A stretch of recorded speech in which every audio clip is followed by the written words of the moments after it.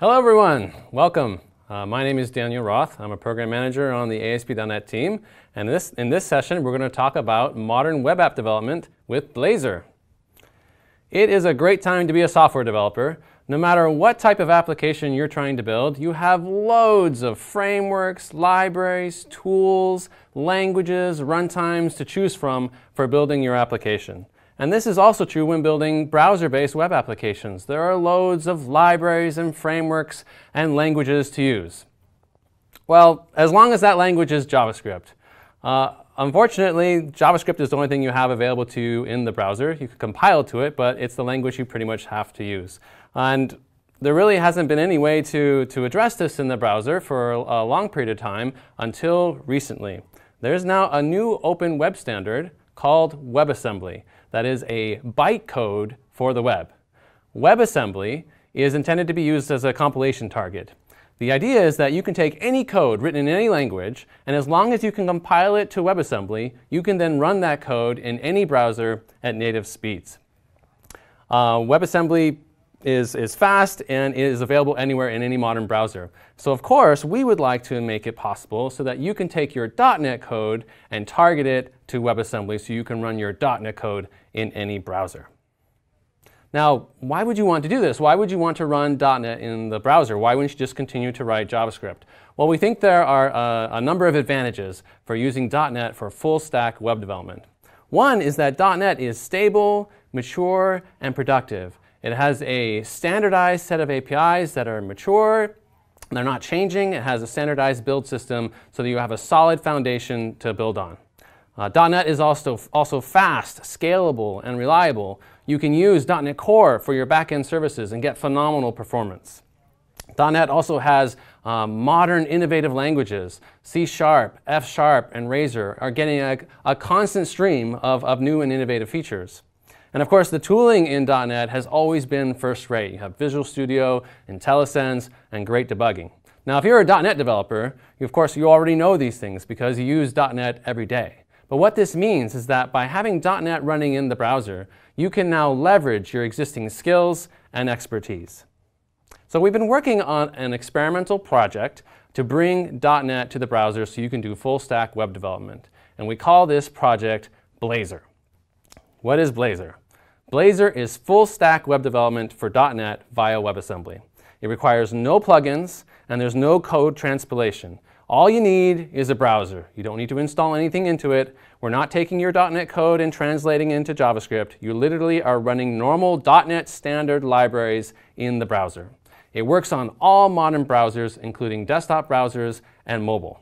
And where does the name come from? Well, browser plus Razor equals Blazor. Razor is the HTML and C# templating engine that we use for Blazor component authoring in the Blazor framework. Where does the L come from? We don't know. Laser beams, blockchain, it just sounds better. So how can this possibly work? Well, the way Blazor works is the first piece you need is a WebAssembly-based .NET runtime. And for that, we're using Mono. Mono is the Microsoft-supported cross-platform .NET runtime that we use for client application development for Android, iOS, macOS, watches. You can pretty much run Mono anywhere, which makes it a great fit for Blazor applications. So we have a WebAssembly implementation of a .NET runtime. We then take your .NET code and your Razor files, we compile them into normal .NET assemblies and download them into the browser along with all their dependencies and along with the WebAssembly .NET runtime. And then we take the WebAssembly, have a little bit of JavaScript that bootstraps it, executes it, points it at your .NET assemblies and says, run these. And that's how you can get .NET running in the browser. So how can you get started with this? Well, first you're going to want to go to blazor.net. And then you're going to need the .NET Core SDK. So make sure you have that installed. If you're just operating on the command line, you can install the Blazor templates using the .NET Core SDK. Just .NET new -i and type in the name of the Blazor template pack. And that will work then on Windows, Mac, and Linux. You can do cross-platform Blazor development. If you happen to be on Windows in Visual Studio, then you can install our Blazor Visual Studio extension, the Blazor language services. And that'll give you the Blazor templates in Visual Studio along with the great tooling and editing experience. So let's go take a look at doing that. All right. So first, to get started with Blazor, you're going to want to go to blazor.net, and that'll bring you to this website. Click on Get Started, and it has all the instructions that I just went through with you on what you need to install to get Blazor up and running. You need a .NET Core SDK. If you're using VS, install the Blazor language service extension. If you're on the command line, down below are the instructions for installing the Blazor templates on the command line. And you're ready to go to create your first Blazor app. All right, so I'm going to go ahead and do that. Let's go into Visual Studio. I've already installed the Blazor extension. You can see that in my extensions and updates. If we search for Blazor here, there it is installed. If you want to install the extension, you can just search for it here and you'll find it online. All right, so now let's create a new Blazor app. So File, New Project. Let's call this Blazor App 1. I'm going to create a web application. You create it through the ASP.NET Core Web App dialog. And then I'm just going to create a default normal Blazor application. There are these other two templates, and we'll talk a little bit more about those later. All right, so let's create one. All right, cool. Now, to see what this app does, I'm just going to go ahead and build and run it. And of course, we should let the NuGet packages restore first. Try that again.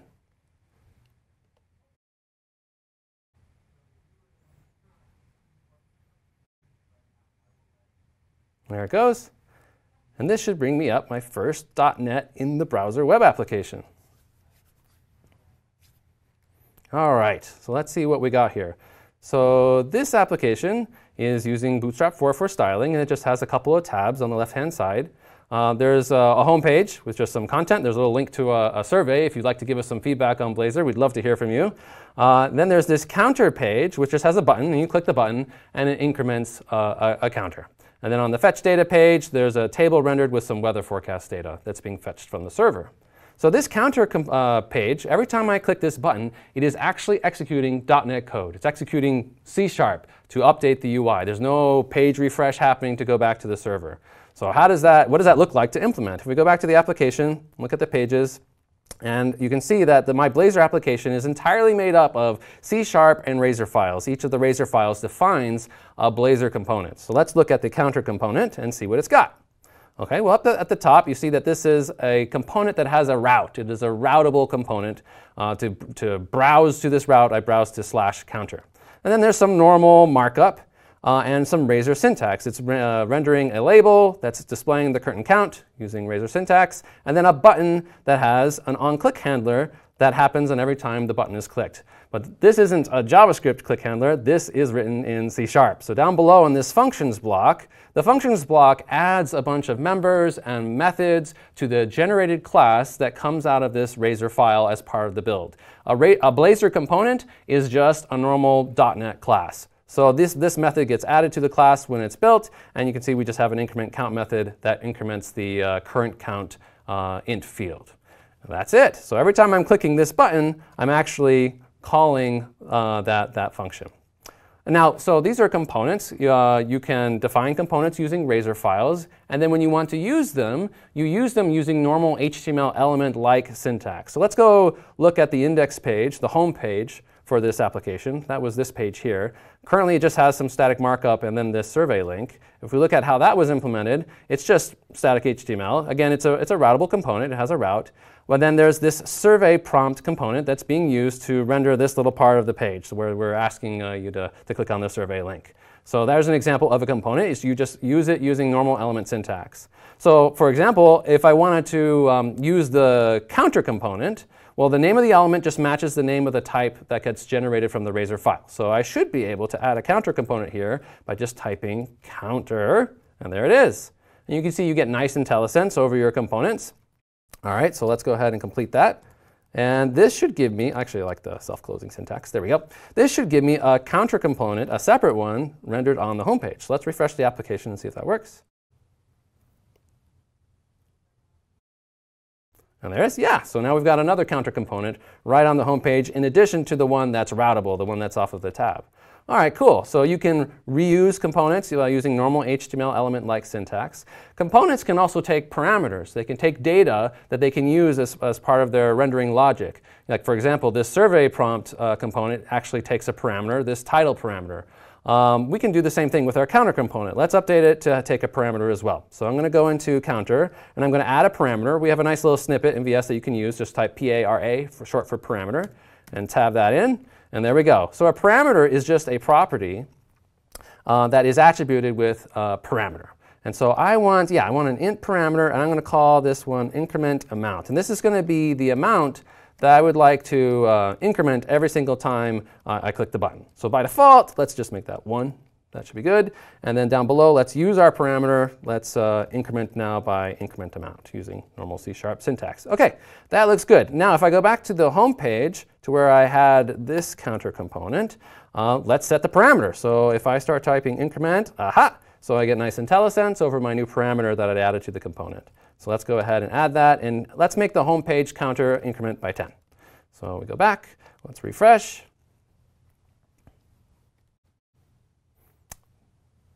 And we should see the counter component. And now when I click it, it increments by 10. Sweet. The other one should still continue to increment by 1 because I didn't set the increment amount parameter on that component. Great. So that's working great. All right. Now let's take a look at this fetch data component. So this component is actually issuing an HTTP request to the backend to pull down some JSON data, deserializing that in the browser in order to then render this table using Blazor logic. Let me show you what that implementation looks like. So here's fetch data. Okay, at the top, again, we have a route. This is a routable component. And then what's this @inject thing? Well, @inject is the Blazor syntax that you use to inject services into Blazor, or into, in this case, a Blazor component. The way the syntax works is the first token is basically the type of the service that you'd like to inject.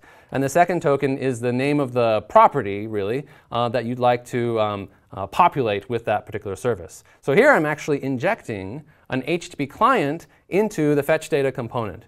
So Blazor provides an HTTP client as a service as part of the runtime, and it's already pre-configured with the right base address to talk back to the hosting server. All right, cool. So I should now be able to use this HTTP property in the code. If we look down now at the rest of the fetch data component, there's a bunch of Blazor logic for just rendering out a table. That looks normal. Let's jump down here to the code.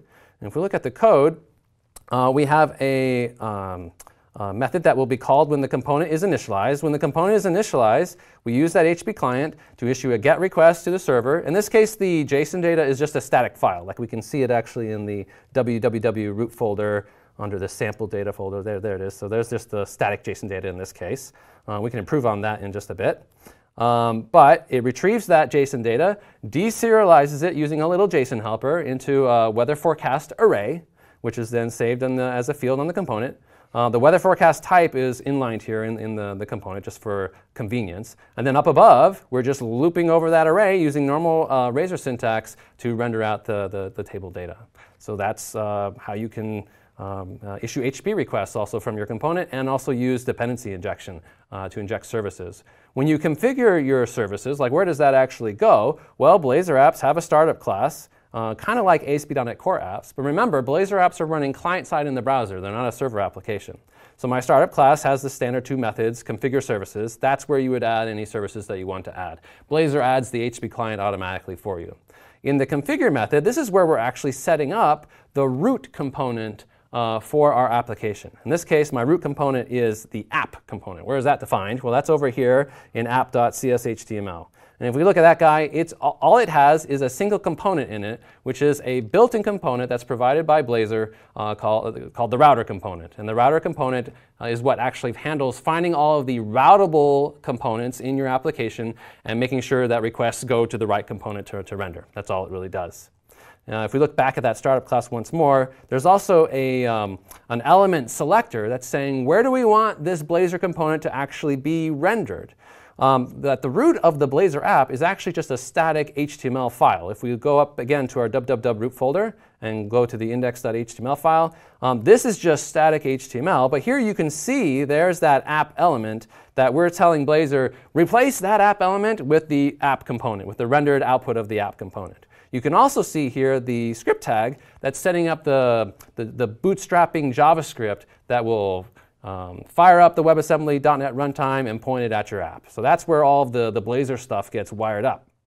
Okay, so then what actually gets downloaded by this application? Let's F12 in the browser and take a look at the network traffic. All right, cool. So let's see, we have at the top, we have that static index HTML file, the rendered HTML. And then we have Bootstrap styling and stuff that's being pulled down because this app uses Bootstrap.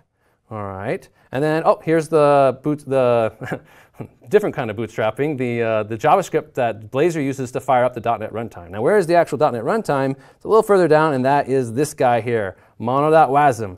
.wasm is the extension used for WebAssembly files that are executed in the browser. And that is a full .NET runtime implemented in WebAssembly. And then you can see right below it, there's my application, blazor-app1.dll, a normal DLL being downloaded into the browser, along with all of its dependencies that is then being executed using that .NET runtime. So that's pretty cool. Now, how big is this application? If we go all the way to the bottom and look at the size, it is 1.8 megabytes compressed. So, I mean, that's pretty small for having a full .NET runtime.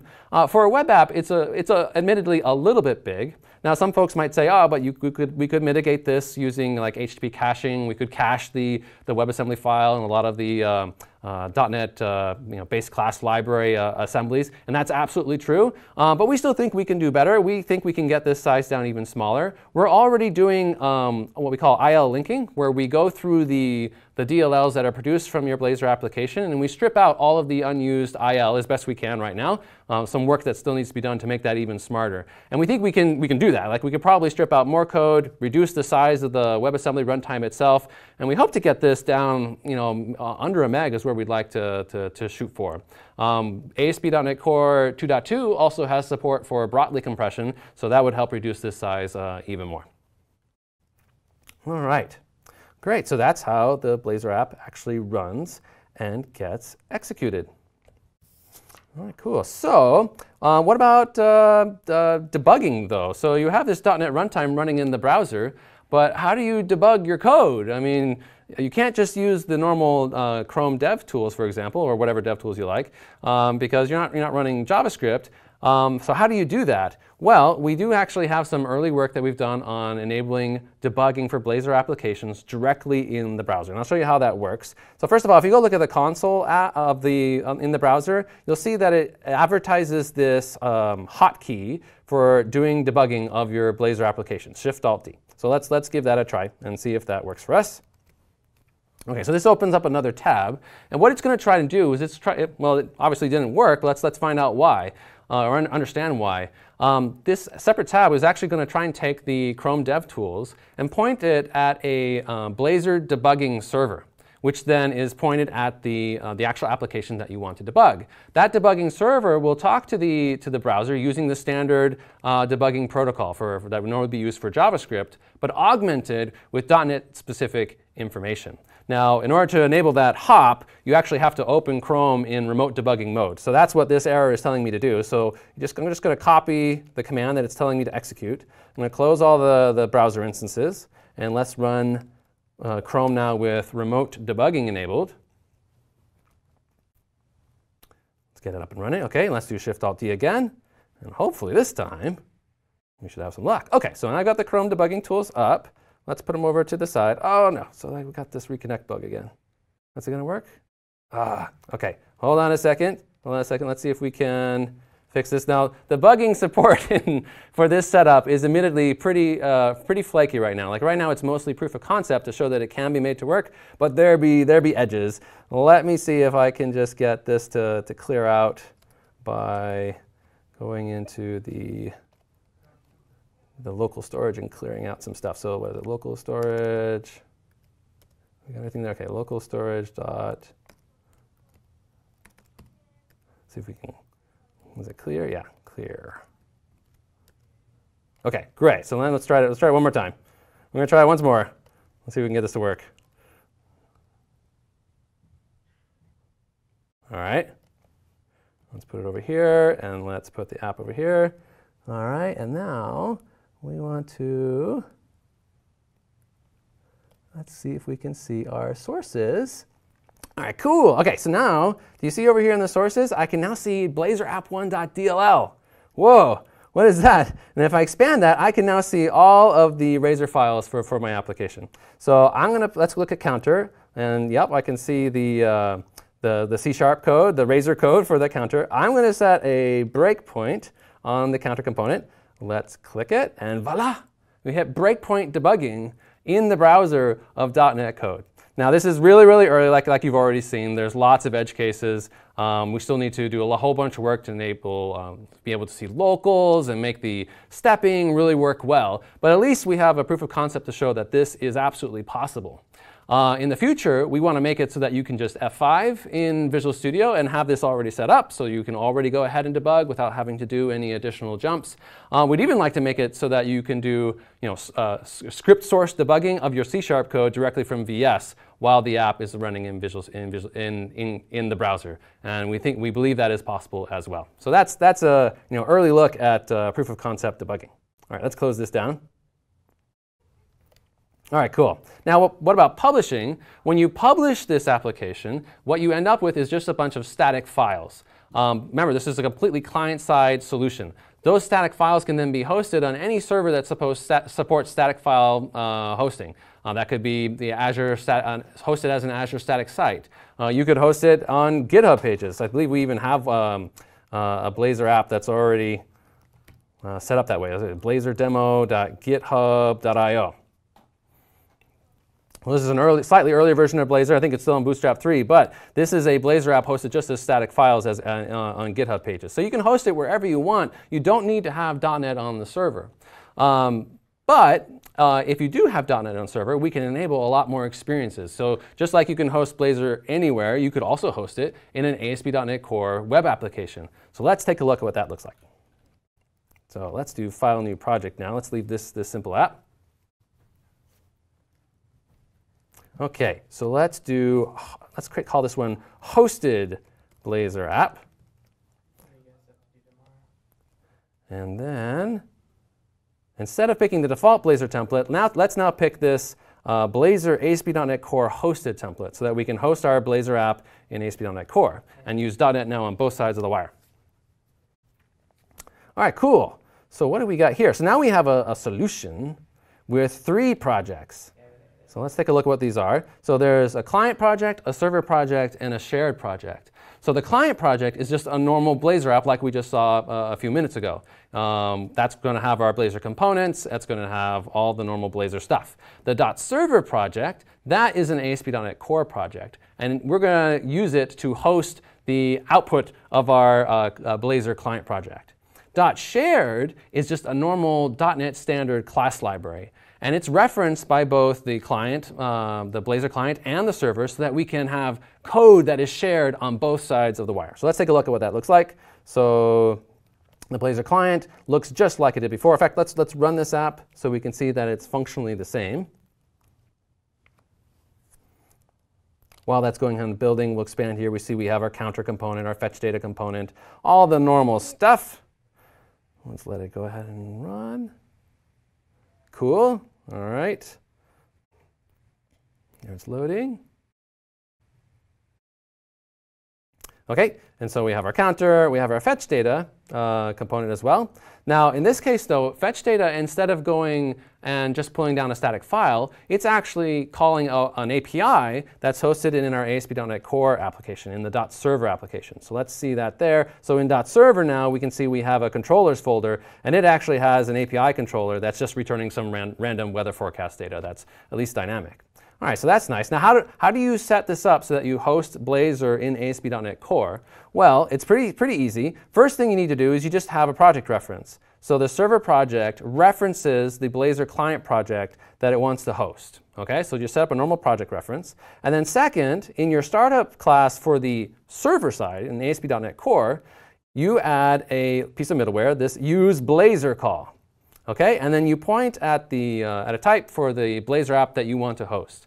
And now this will set up your application so it will work both during development and it will also work when you publish the server application. It will build the Blazor app, collect all the stuff that it needs in order to run, and then make that available to the server application so that it can be served up as static files. So that's kind of nice.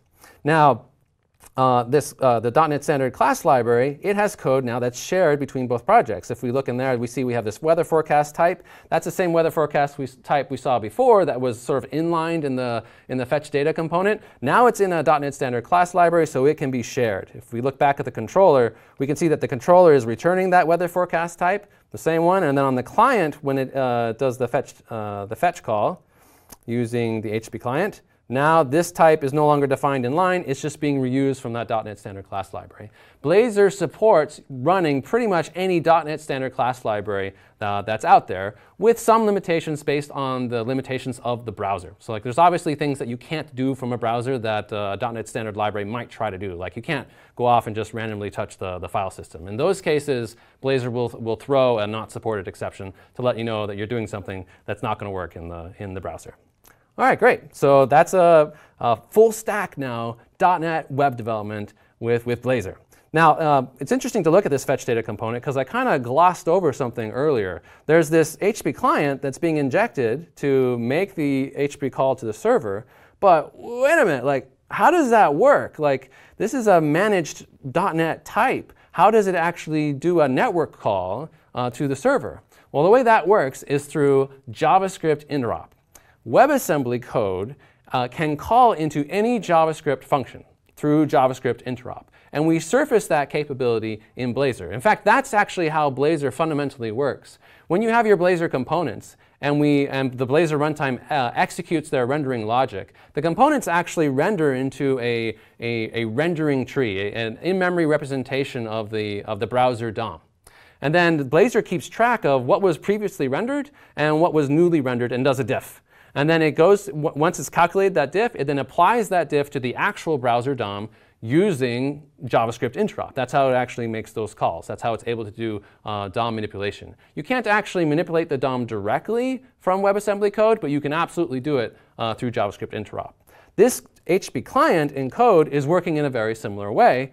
Remember, this HTTP client comes as a service in a Blazor application, and under the covers, we've actually swapped out the underlying message handler that it's using to add some JavaScript interop code so that it uses the browser fetch API to actually make the network call. So that's how that's working. That's JavaScript interop in action. Now you can use JavaScript interop yourself as well. For example, you might want to do this to call arbitrary browser APIs. Maybe you want to access local storage. Maybe you want to use the Canvas API. Maybe you like to use the payment API.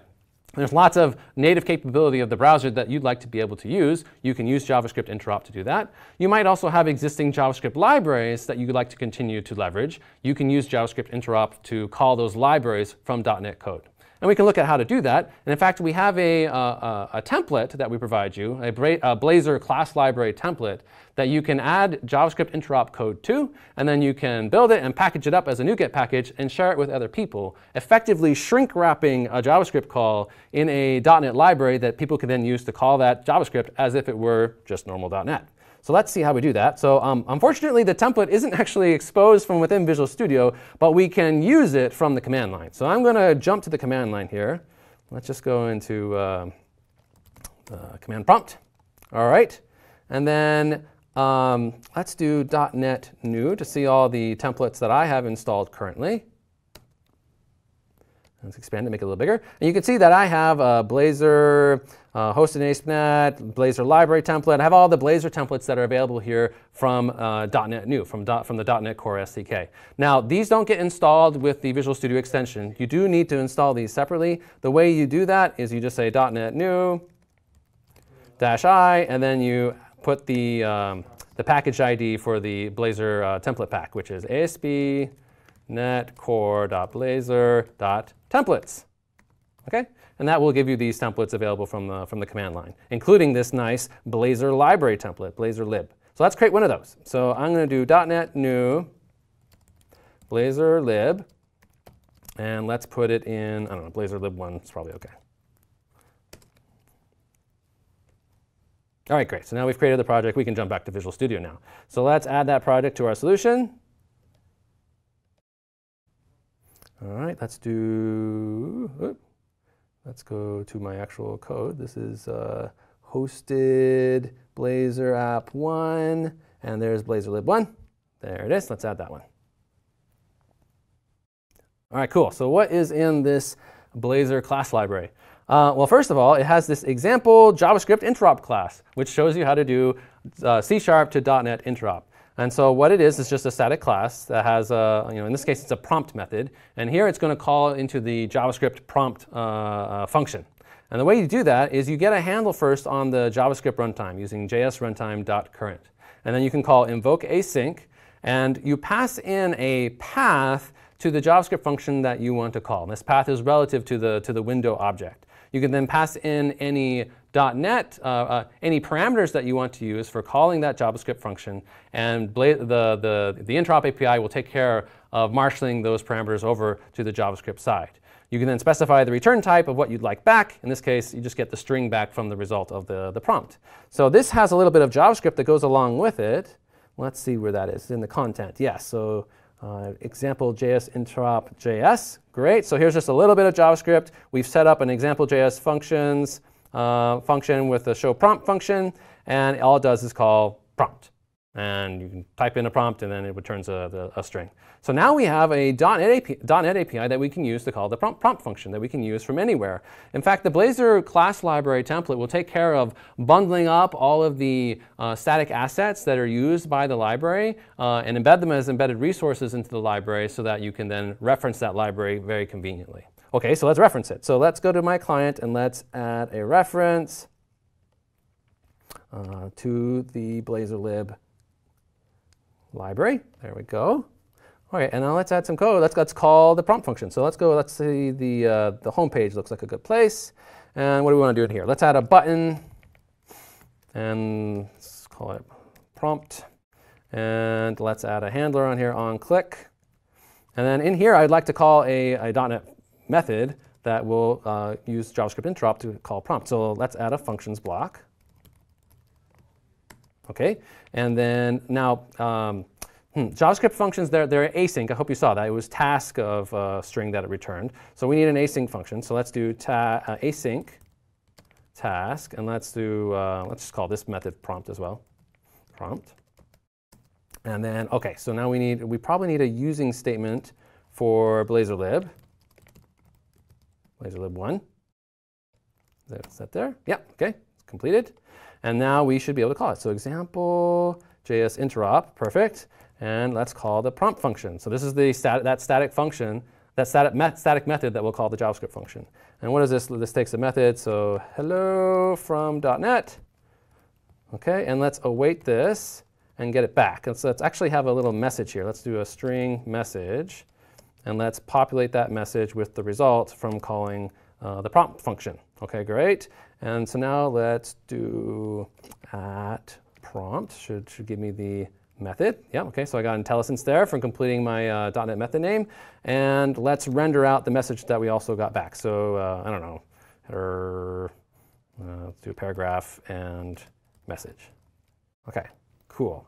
So let's go back to the app, the home page, and let's refresh.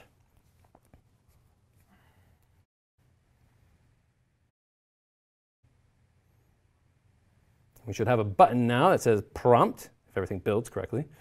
There it is. OK, if I click prompt, oh, we just called into JavaScript. It says hello from .NET, calling to JavaScript. And then here we'll say hello from JavaScript back to .NET. It returns the string, and it renders it to the screen. So that's how you can call any JavaScript function you want from a Blazor app. And likewise, from JavaScript, you can call back into .NET. There's a pattern for doing that as well, for like doing event handling and those types of things.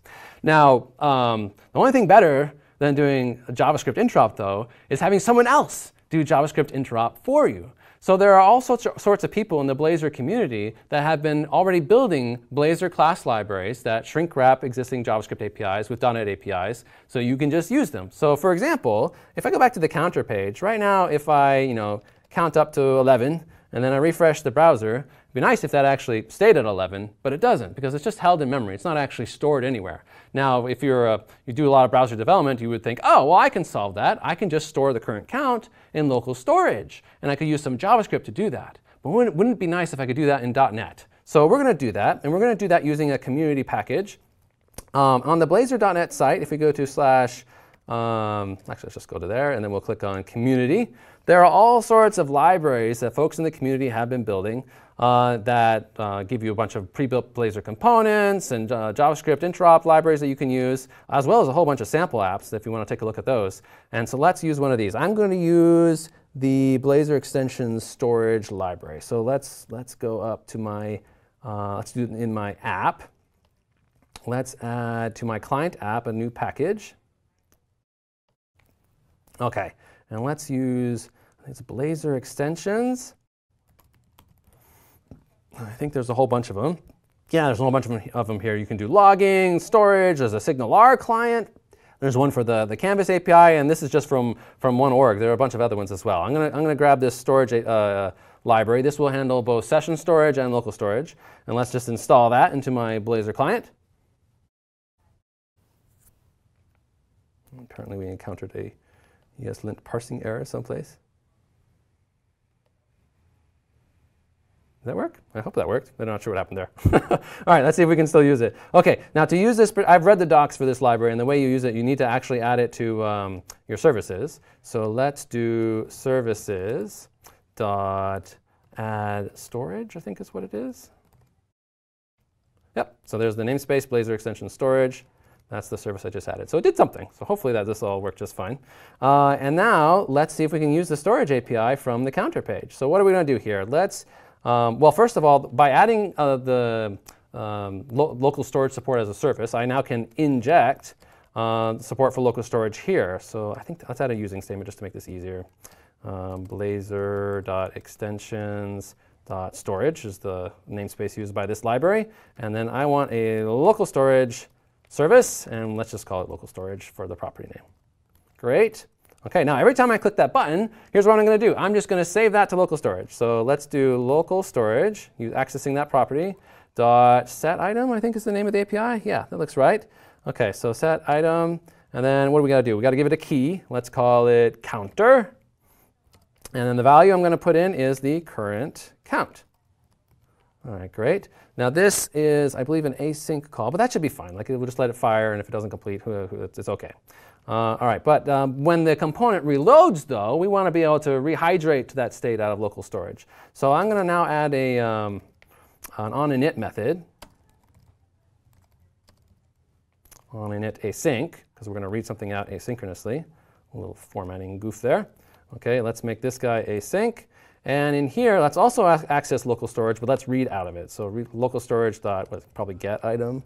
Yeah, get item, and we're going to return a string. We're going to, oh, sorry, not a string, an int out of local storage, and the key again is counter. Yes, I know I should probably have that string someplace common. And then we'll just populate current count with the value that we get out of local storage. OK, great.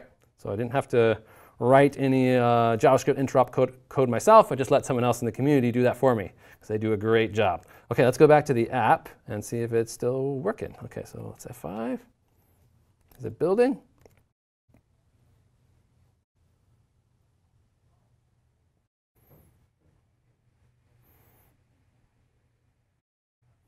All right, cool. So it's loading. Now we can click up the counter up to 11.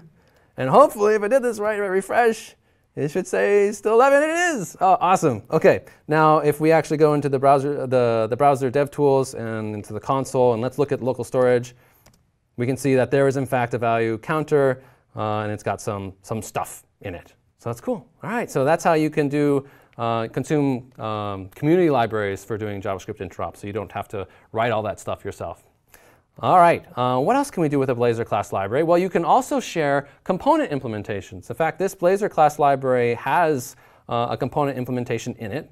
There's this component1.cshtml that's in this library, and it's just a bunch of static content, but that's fine. But it also has some particular styling that goes along with it. There's a background image that it uses. Can we use this component from our application?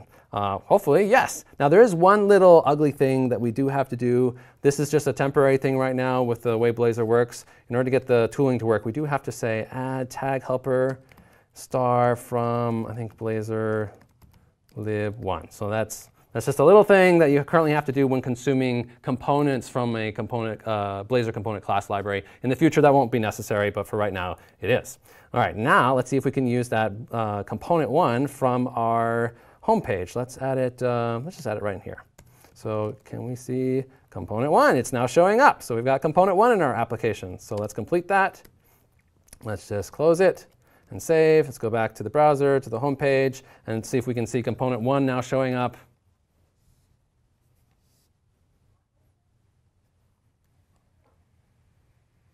And it is. And you can tell that it's also picking up the background image and the custom styling from the Blazor class library, because it's got this stripy background and this dotted red line on the outline. That's all done with CSS. The background's done with an image. So now you can build your own components, put them in libraries, package them up in NuGet packages, and share them with the community. A bunch of those also are available on that Blazor community page. So if you're looking for some existing component libraries, you can find them there. All right, cool. So that's components. Now I think let's look at a slightly more involved application. So where do I do this? So let's go ahead. Let's go back to Visual Studio, and let's close this project. We have a sample application that we've published on the ASP.NET.org. I think it's also linked from here. Is it available here? I don't remember. Slide Finder? No, it's not published on this site. But you can actually, I think it's on the Getting Started instructions at the very end. If you want to see this particular Flight Finder sample, I think it's at the end of Build Your First App. If you go all the way down the bottom after doing all this stuff, you can find a link to this Flight Finder sample that I'm going to show you now. So let's go ahead and open up Flight Finder. There it is. And this is a slightly more involved application, but if we look at the solution structure, it looks like the ASP.NET Core hosted project that we saw previously. It's got a client, it's got a server, it's got a shared library between them. If we look at the shared library, it's got all sorts of model types that are being shared between the client and the server. Actually, let's run it so we know actually what it does. This app basically, you can think of it as like a mini travel site where you're searching for flights. We can say like, where do we want to, we can go from some point A to point B. Here we're going from Seattle, where is this? From London to Seattle. You can select your departure time and arrival time, and I don't even know if like validation is set up to check for those things. But if we search, it just returns some random flight data that is not based on anything in real life. It's just randomly generated. But then for each of these flight results that come back, you can add them to a short list that appears on the right-hand side. So there's sort of 3 basic high-level components here. There's this search component, there's the flight search results component, and then there's the short list on the right-hand side. And we can see that if we look at the Blazor client app for this application. And let's look at this main.cshtml component, the main component. You can see that, yeah, there's the search component, there's the search results wrapped in this gray out zone. We'll talk about that in a second. And then there's the short list component that's rendered on the right-hand side. All right, so that's cool. Now there is something interesting up here at the top, this @inject app state. Well, what is that? Well, Blazor itself is very unopinionated about how you manage the state, the application state for your application. There are loads of people who have lots of opinions on how you should do this. You know, iObservables or iProperty, notify change, all sorts of patterns that you could use to manage state in your app. But the community seems to have centered on a particular approach, which is to use a state container so that all of the app state is managed in one place. Now, if you're using existing JavaScript frameworks, they have, in fact, built frameworks for implementing state containers like Redux and so forth that you can then use in your app. In this application, it's using a little mini state container that the app just implements itself. This app state class is just managing all of the state of the class and making sure everyone that needs to know about state changes knows about it. But there are also community projects now available for managing state. If we go back to that community page, then let's just search for state. Like there are people who have done .NET ports of Redux that you can try out, of Flux, you can try that one out. I think there was one of Mobix that we saw recently. And we keep finding out more about them every day and every week. So you could absolutely use one of those. This application just is fairly simple, so it uses a fairly simple state management solution. So that's what that's doing. That app state is it's not a Blazor runtime thing. It's an app-specific way of managing the state of the application. Cool. Okay, well, what else is interesting in this application? Well, the It has some real web APIs on the back end that are used to serve up the data. Here's where the airport list comes from. It's just a hard-coded list of airports. And here's the ASP.NET Core flight search controller that's used to generate all the random data that you're seeing. So it is full stack web development again with .NET. Now, one thing I wanted to show you here that's kind of interesting is a higher level component that this app uses. And that's this behavior that you see when I click the search button. Well, the search button is going to do a web API request to the back end, and that could take a little while. And while it's doing that, you'd rather not just keep displaying the previous search results, because then you don't know, like, are those the new search results or the old ones? So instead, what it does, when you click the search button, you can see it sort of grays out that search results section so that you can't interact with that part of the UI until the search results have actually been returned. Now, how is that implemented? Well, that's done with this gray out zone component. Remember seeing that in main? This gray out zone is around the search results component. And how is that guy implemented? What does it do? Well, let's look at its implementation.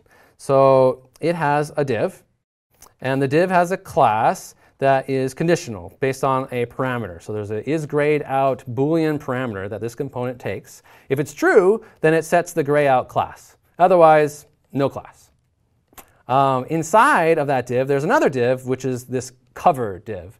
And so what happens is, if the isGrayedOut parameter is set to true, then there's some CSS that will basically expand this cover over the based on the size of the parent component and put an overlay over the UI that's sort of translucent gray so that you can't interact with it. Now, this component, interesting enough, was implemented in such a way that it could surround any arbitrary content. You can see it's doing this @child content thing here. What is that? Well, components can capture their child content and then use that as part of their rendering. So down below, we have a second parameter, which is this child content parameter, and it's of type render fragment. And that render fragment captures the child content of the component. Remember the main component? It was wrapping the search results, so it will capture this stuff.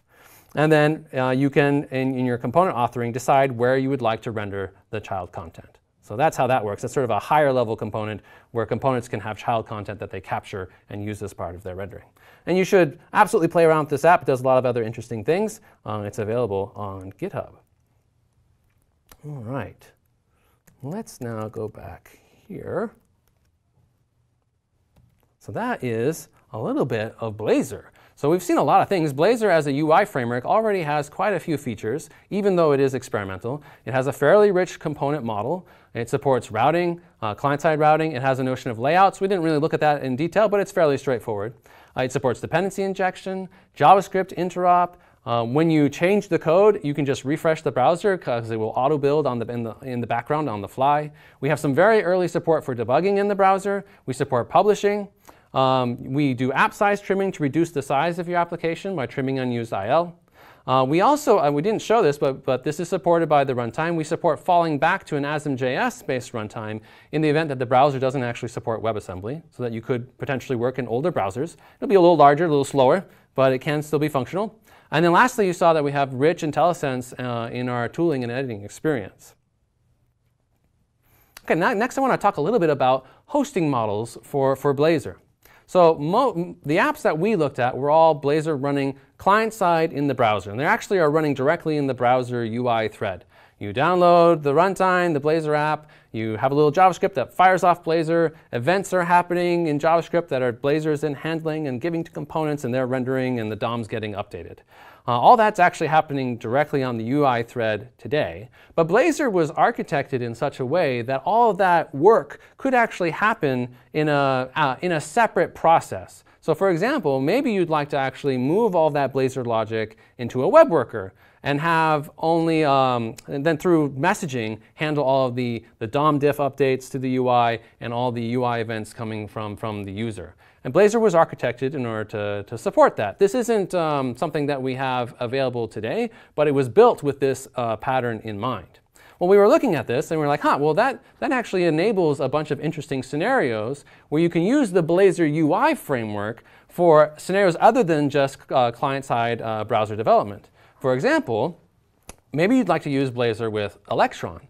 Electron is a cross-platform desktop app framework, which is basically a browser shell that's been wrapped in a process that you can use to build desktop applications that run on Windows, Mac, and Linux. So we did a prototype where we took Blazor, and instead of running it on a WebAssembly-based .NET runtime, we just run it on normal .NET Core. And then we communicate with Electron over an IPC channel so that we can handle the UI events from the browser and then push back the DOM diffs to update the DOM in the browser. So let's take a quick look at that today. What that looks like. This is just prototype proof of concept, but it's fun to play with. All right, so let's go here. OK, so on GitHub, Steve Sanderson's repo, Blazor Electron experiments.sample. I think this one is actually on the community page. So we search for Electron here. Yeah, so the Electron sample you can find on in the sample section on the community page. If we just do .NET run here, what this is going to do is it's going to fire off a .NET Core process, which is then going to fire up Electron. And it will set up an IPC channel with Electron so that it can handle all of the UI interactions. But there's no WebAssembly involved here. You're actually running on normal .NET Core. But it looks exactly the same. So instead of writing my Electron app with a bunch of JavaScript, I can actually now write it in .NET. And this application will run cross-platform on Windows, Mac, and Linux. So that's kind of interesting. An opportunity to write cross-platform desktop applications using web technologies and .NET. All right, so that's OK. Kind of an interesting model. What else could we do? Well, we started thinking about this, and we were like, well, Blazor supports out-of-process rendering. What if we took that channel and stretched it out over the entire network? In that way, you could actually take the Blazor UI model, the UI framework, and run it on the server. And then you set up a SignalR connection to the browser, a two-way real-time connection with the browser, and have a little bit of JavaScript running in the browser so that you can send any UI events to the server, have your components run, do the DOM diffing, and then send the DOM diff back down to the browser. And we call this model server-side Blazor. And the nice thing about this is, WebAssembly, again, isn't even in the picture here. There's no issues with how do we do debugging, how do we get the runtime to be performant, figuring out how to run a .NET runtime of WebAssembly. In this case, the runtime is a known quantity. It's just .NET Core. So debugging works, all your normal libraries work, and we have a template that tries out this experience that we'd like to share with you. So let's go back to VS again. Let's do File, New Project. Instead, this time, we call this Server-Side Blazor 1.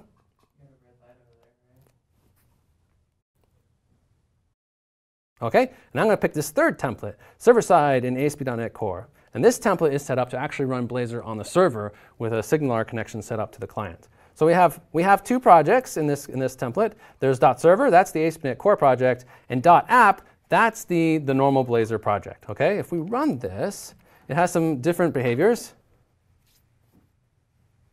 but the programming model is fundamentally the same. So the app will look the same. Once it has a chance to build, there it goes. Okay, whoa. Now, I want you to notice that as I refresh, this app reloads super fast. Like the client-side apps, it takes a little while to download the WebAssembly .NET runtime and get it running, whereas this server-side version runs really, really quick. And that's because we're downloading very, very little. We're not downloading a .NET runtime. We're just downloading a little bit of JavaScript. We can look at the network. Let's Control F5 just to see what actually got downloaded. The download size now, instead of being 1.8 megs, is under 100 kilobytes. Okay, and there's very little coming down. There's no .dlls, there's no .wasm. That's all being handled on the server. So super fast startup time. Other things that are interesting, because it's running on the server, normal .NET stuff just works. You can reference normal .NET libraries, and you don't have all the limitations of the browser. You can also debug things. So let's go to our counter component. Let's just set a breakpoint on the counter component, F5.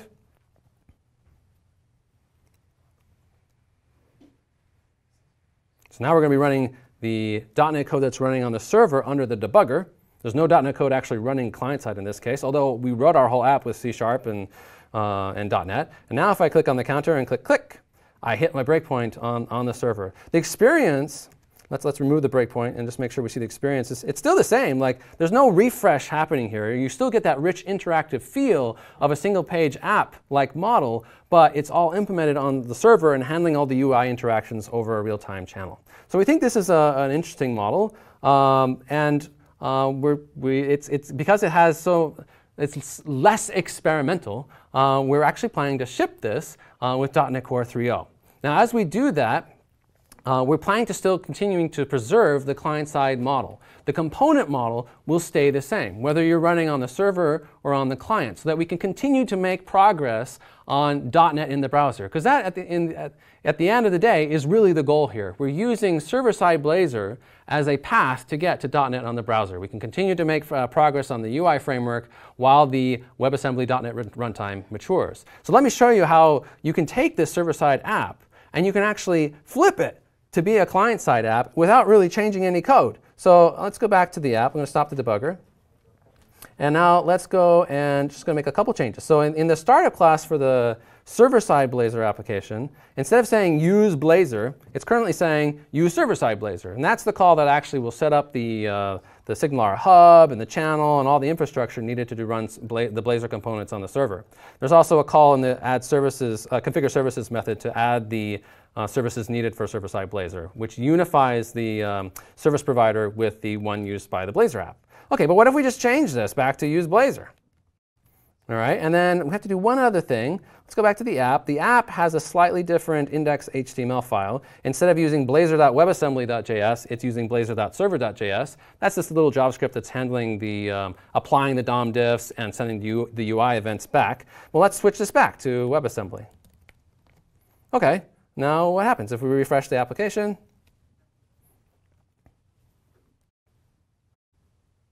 OK, now I see that loading thing again. So it's loading slower. It's downloading more stuff.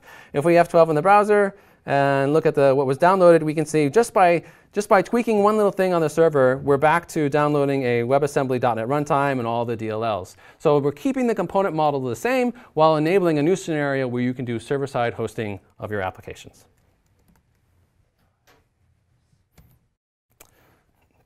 So like I said, because this is much less experimental, there's not a .NET runtime that we still need to build and mature, we think we can just go ahead and make this available to you in .NET Core 3.0, which we hope to have as we do that integration with ASP.NET Core, to make sure that it's clear that this is really separate from the .NET in the browser effort, we've decided to rename this feature and call it Razor Components. So server-side Blazor we're going to be calling Razor Components, and it will ship with ASP.NET Core 3.0. We expect to get a preview of that out probably like early next year. Great. Well, what else is new? Well, we're not stopping. We still continue to work on Blazor. Blazor 0.6 is the next release that we're working on. We have new features that are coming in that release. Templated components is one, where you can write components that, like a grid or a list view, that you can specify templates for, so how they render. And then we're also updating the server-side render Blazor support so that you can integrate with the Azure SignalR service. See if I can do demo templated components really, really fast. To do that, I'm going to hop over to a preview version of Visual Studio. I have a little application here that just renders a list of pets. So I have a pet component that I'm rendering a list of pets with. Let's see what that pet component looks like. It's right here. So it takes in as a parameter an IEnumerable of pet, and then it renders the pet name for each pet. And if we look at how that's called, in the pages index.cshtml, you can see here's where the dummy data is being set up, and then we're calling the pets list component and passing in the pets. But I'd like to be able to change how these things are rendered. Well, because let's actually update the pets list to have now a template that we can use. And it looks very similar to how we captured child content before, except instead of just render fragment, we're going to capture a render fragment of pet, because it's going to be a parameterized template. Let's call this pets template. And then now, instead of just rendering @pet and then just the name, we're going to render the whole pets template right here in that list item. Then when we consume the component, now we can define a template as a child element of our pets list. So let's do that if we can really quick. And I think I have and say for the sake of time, I've got the template already authored down here. It looks like this. So all this is, I think it's pets template is what I changed it to in the when I just typed it. There we go. So you can see that this lights up. So this is now a child element of pets list, and you can have multiple of these. And we're specifying the markup that we'd like to use to render each pet. I can have a parameter. It's the context parameter that I can name. It's called pet, and it's of type pet as we iterate through each pet in the component. So let's go and refresh now and see if we get a slightly better view with my new fancy template that I just added.